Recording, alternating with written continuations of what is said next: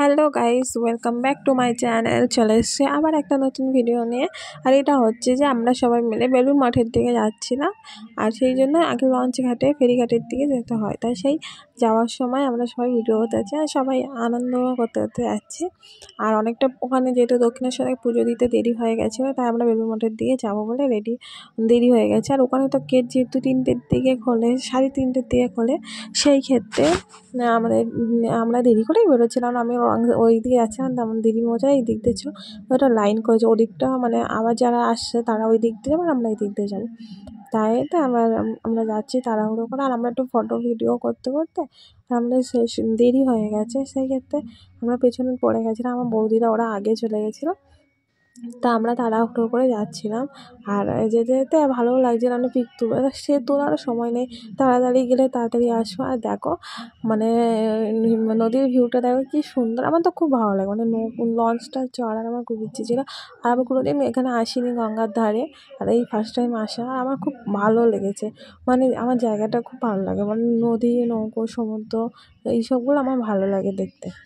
তা সেই ক্ষেত্রে আমি ছিলাম, আর আমার মানে হট করে আমি আর আমার দিদিমা এক সাইডে ছিলাম, যেহেতু ধারে ভিডিওটা করার জন্য আমরা এখানে ছিলাম।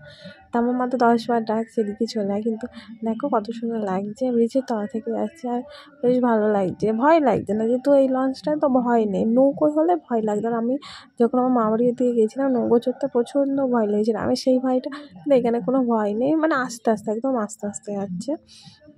অনেকটা টাইম নিয়েছে, কিন্তু আস্তে আস্তে আমরা যাচ্ছি। আর বেশ ভালো লাগছে পুরো গঙ্গাটা, কত সুন্দর লাগছে। মানে আমার মানে ওই যাওয়াটা, আর ঠান্ডা ঠান্ডা হাওয়া তো খুবই ভালো লাগছে।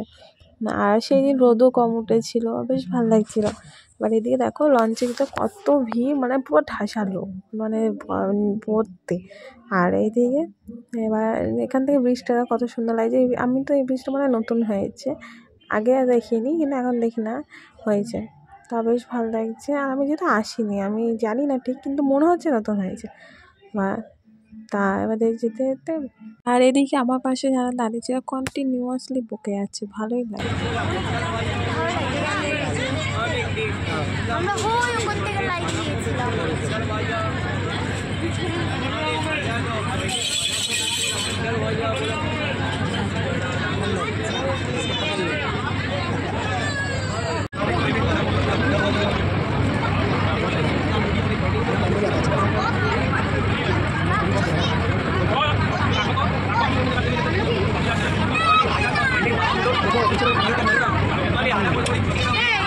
তারপর আমরা সবাই মিলে বেলুড় মঠে চলে এসেছি।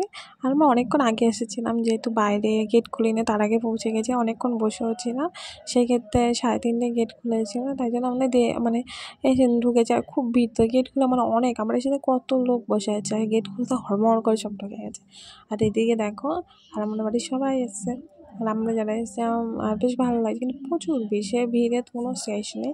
আর ওখানে আমরা তো যাচ্ছিলাম, এত লোক, মানে সেই দিন যেন যত লোক বেলুড় মঠে, আর এত ভিড়, তার মধ্যে কোনো পিক তোলা যায় না, যেখানে যাই লোক ঘুরতে, যেখানে যাই। আর দেখো কত সুন্দর লাগছে, বাগান করে ভাবছিলাম এখানে একটা পিক তুলবো, কিন্তু তোলাই জানি যখনই যাই কিছু না কোনো লোক এসে দাঁড়িয়ে থাকে, আর হয় না। এখানে এসে আমার এই অবস্থা, যে একটা পিক তোলা হয় না। তারপরে ভাবলাম যে সামনে গিয়ে ছবি তুলবো, আমার বৌদি বলে পরে এসে তুলবো, আগে দেখে আসি। আর যে একটু ভেতরে ভিড় হচ্ছিলো, ওই জন্য বলছে আগে মন্দিরের ভিতর থেকে ঘুরে আসি তারপরে এবার ওরকম করে। আর ওখানে তো জুতো খুলে যেতে হয়, জুতোর কাছে গিয়ে থাকবে। আর এখানে তো আর সেই দক্ষিণেশ্বরের মতন নয় যে জুতো এক জায়গায় রেখে চলে যায়, যে এখানে একজন থাকতে হবে, তাহলে যদি না হলে কী হয়ে যায় বলে। আর আমি সবই পিক তুলতে বলতে বলে না, চ বলে, সেও সামনে থেকে তোলা হলো না।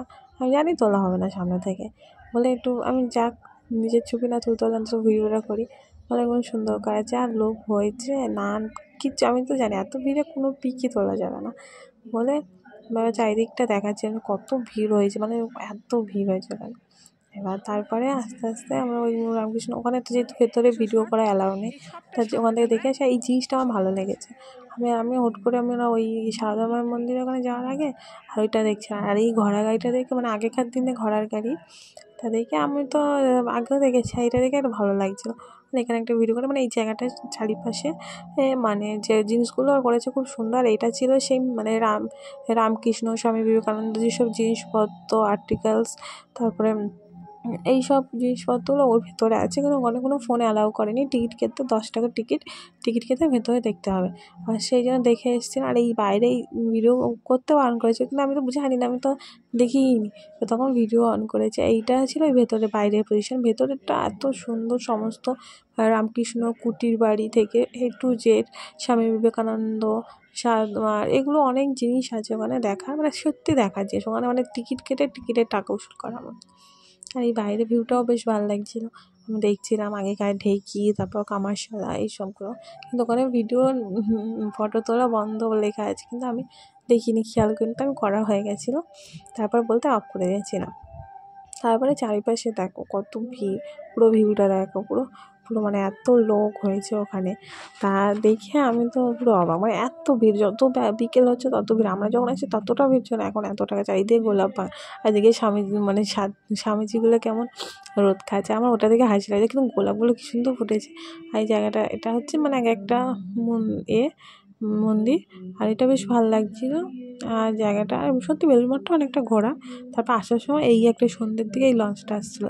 আর আমরা যেহেতু ওই লঞ্চে না, ওটা অন্য কারো, কিন্তু বেশ ভালো লাগছে, পুরো সাজানো।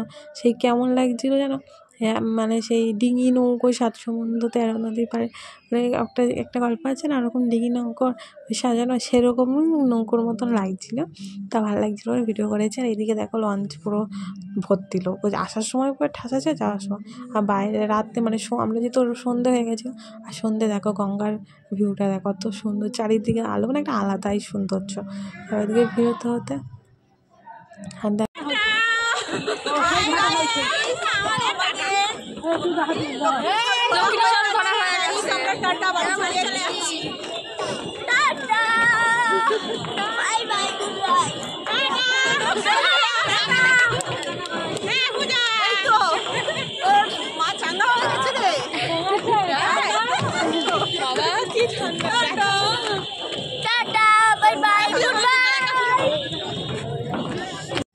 আর এখান থেকে দেখো মন্দিরটা দেখা যাচ্ছে একটু একটু সন্ধ্যেতে, মানে মন্দিরটা কত সুন্দর লাগছে দেখো আকাশে।